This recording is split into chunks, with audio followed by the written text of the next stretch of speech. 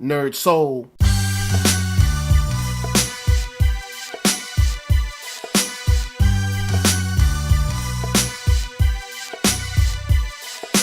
Lane LK at OneYoungsta holding it down, bringing you that Street Geek and NERDSoul. What is up, my people, today? Oh yeah, we got another wonderful episode of thumbnails for y'all, and we're going to be getting into animation, anime, all that cool stuff that goes on, and we just kind of sit around and chat about it. So, let's wrap. We got first up coming on is Samurai Jack has been solid since season 5 started. We got 3 episodes that have just been really a dope return to form. It's just been action, story. We're getting a lot of character moments with Jack himself. We're getting to see the new world that he's around, and he's surrounded with in the future, and the new enemies, the new trials and tribulations, and even a lot of his memories that he's getting. And the animation has just been on point. The color, the imagination in it, the voice acting has been great, and I love how they've been able to move this story along. Pretty much how they've always done it, but moving the story along in a way where it maintains a specific dialogue while continuing the visuals in a way where it's really cool for the person who's watching, able to get in and get out and really enjoy this show. And from the flashbacks to the questions on him, the questions I guess he's asking himself in his mind, to just the different weapons that he's manipulating in these fight scenes, has just been a joy to watch. And I'm glad that Jack is back. So what I'm bringing this up about today is to see what you guys think is going to happen by the end of this season. We're fast approaching. Well, I won't say fast approaching, but this series is going to be over. It's going to be done. It's going to cap off all 5 seasons, and his story, our journey with him, will be over at least. So, what do you think we're going to end up seeing Jack doing, or where will Jack be at the end of this season? Now, you might think this is crazy, but my prediction is that there's 2. One, he could still be in the past, or I guess present time, and just dreaming this. Maybe he was, knocked out in a fight, or maybe he's sedated and he's already captured by the enemy, or maybe he finds out that his future self turns into his biggest villain, his biggest rival that he has ever faced.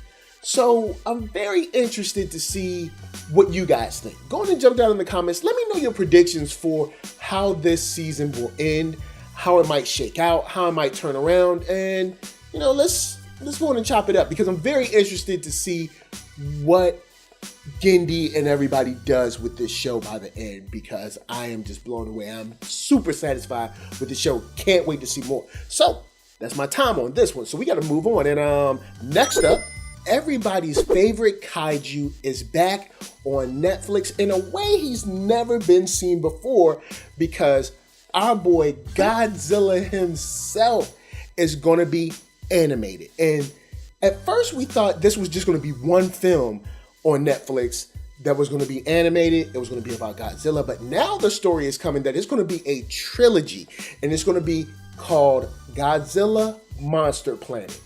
And that's just cool. It's supposed to, I guess, follow and give you this chronological timeline of these humans that leave Earth, headed for another place that they think is going to be habitable. Things don't work out, and they have to come back. And when they come back, since there's so many light years between each planet, when they come back, this whole world is completely different. And of course, this world is ran by Godzilla.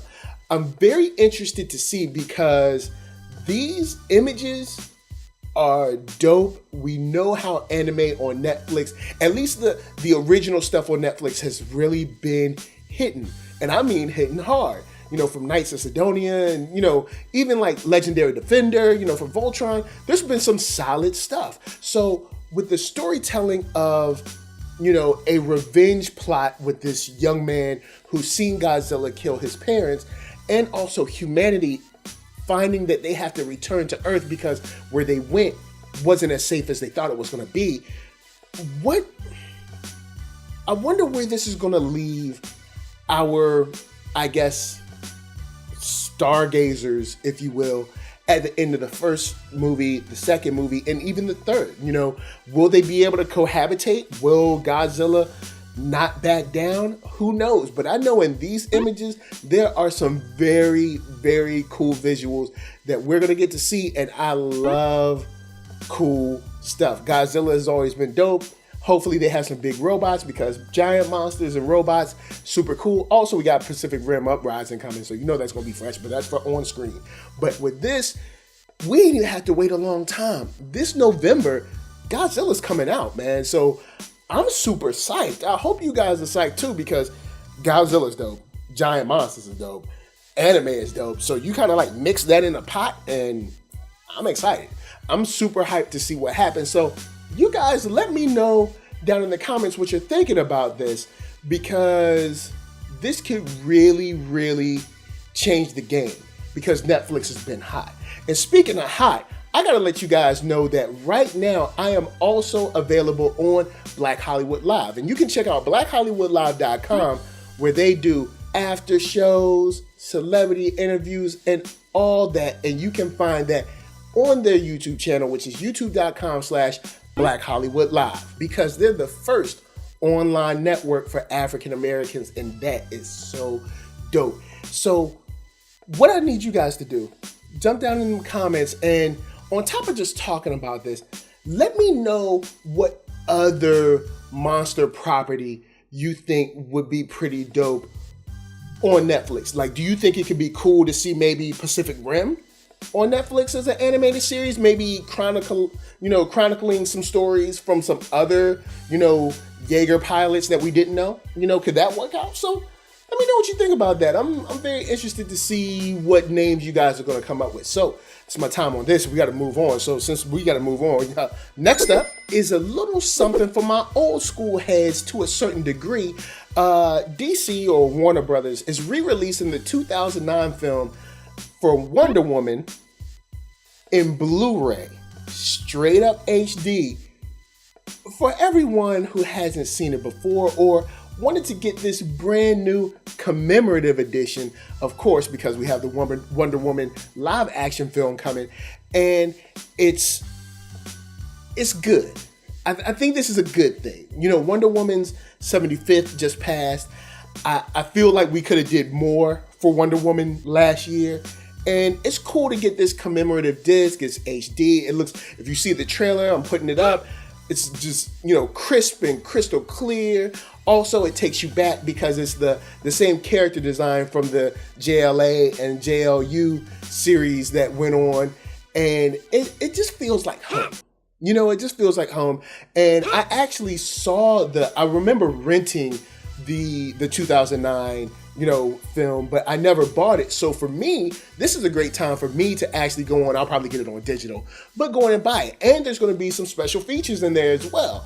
And the cool thing about this is for people that were never able to, younger people that were never able to really get into the JLA series and the JLU, not only is on Netflix, but now they can check out this film too and kind of use it as a way to lead into the live action film. So I'm really, really psyched to see if this helps, reinvigorate that art style, and kind of bring it back a little bit, because I really enjoyed that. Even now, the Justice League series is still as fresh as it's always been. So you guys, jump down in the comments. Let me know what you think about the re-release of this Wonder Woman film. Are you into it? Are you going to get it? Are you happy that it's HD, Blu-ray HD? So are you, happy to get these extra pieces for the commemorative edition? Let me know what you think. Or do you think that this is just kind of like a cash grab for Warner Brothers? Which I'm not sure. I think this is a good one. I think this is something that we need. We do need a new animated film for Wonder Woman. It don't make no sense that Wonder Woman has like one animated film and Batman got like 362 of them. But I digress. Let's go and give Wonder Woman some love on this one. Cop it on digital, in my opinion. But if you want to get that hardcover, you know what I'm saying, go on and do that. But that is my time. So before I get out of here, you know I got to tell you guys to hit up ThatNERDSoul.com. That's right, you can check me out online. All of my videos are there, from the oldest to the newest, the latest and the greatest, and drop me a line. And don't forget to hit up shop.thatnerdsoul.com and pick yourself up a t-shirt, player. And don't forget to get one for them players. And of course, come back here, like, comment, subscribe, and share that Nerd Soul, because there is no way that I can tell people that you like what you are watching. And of course, my shout outs always got to go to LA, what up? VA, what up? RVA, you got my heart. And please be good to yourselves. Be good to each other. Peace.